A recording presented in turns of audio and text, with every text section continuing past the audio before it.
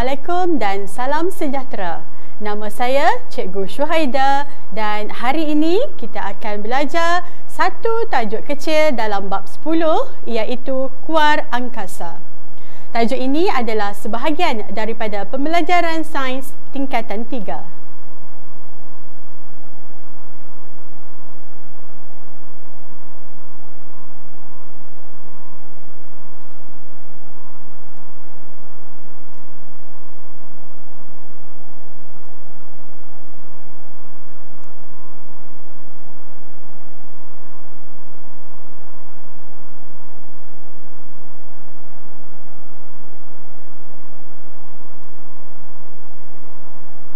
Pembelajaran ini adalah berdasarkan standard 10.2.1 iaitu berkomunikasi mengenai kepentingan perkembangan teknologi dan aplikasinya dalam penerokaan angkasa lepas.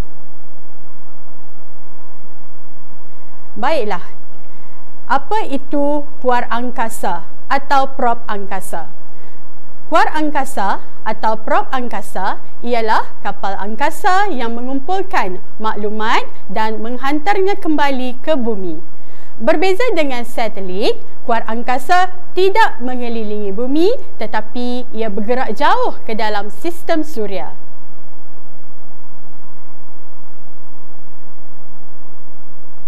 Mengapa kuar angkasa penting? Mari kita lihat fungsi-fungsi kuar angkasa. Fungsi utama kuar angkasa ialah mengkaji planet dan bulan, mencari tanda kehidupan.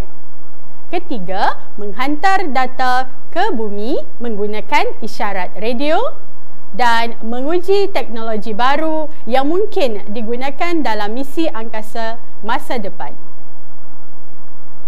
Seterusnya, kita lihat pula fakta tentang kuar angkasa.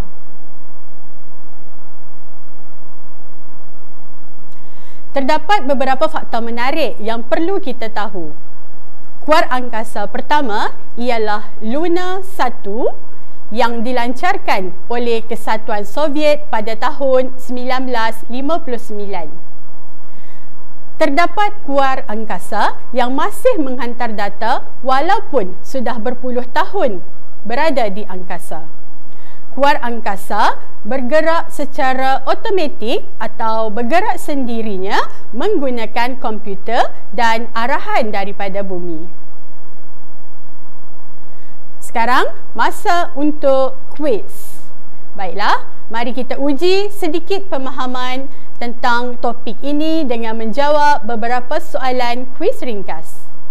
Soalan pertama, apakah itu kuar angkasa? A. Satelit yang mengelilingi bumi. B. Roket yang membawa angkasawan. C. Alat buatan manusia untuk mengkaji angkasa. Atau D. Teropong besar di bumi.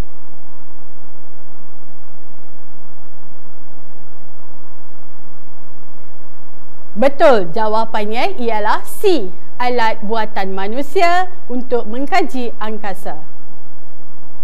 Soalan 2. Apakah fungsi utama kuar angkasa? A.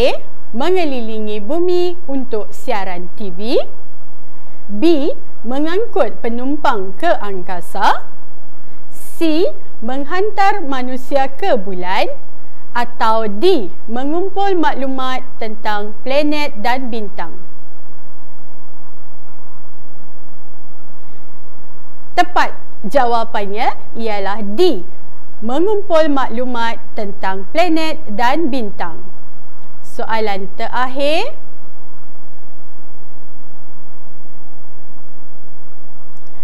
Bagaimanakah kuar angkasa menghantar data ke bumi? A. Menggunakan surat. B. Melalui isyarat radio. C. Dengan kamera biasa. Atau D. Melalui angkasawan.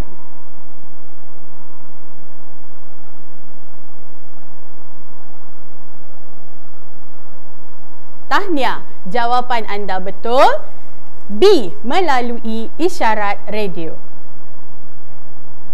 Itu sahaja untuk hari ini. Terima kasih kerana memberi perhatian. Saya harap anda semua kini lebih faham tentang peranan dan kepentingan keluar angkasa dalam penerokaan angkasa lepas. Assalamualaikum dan selamat belajar.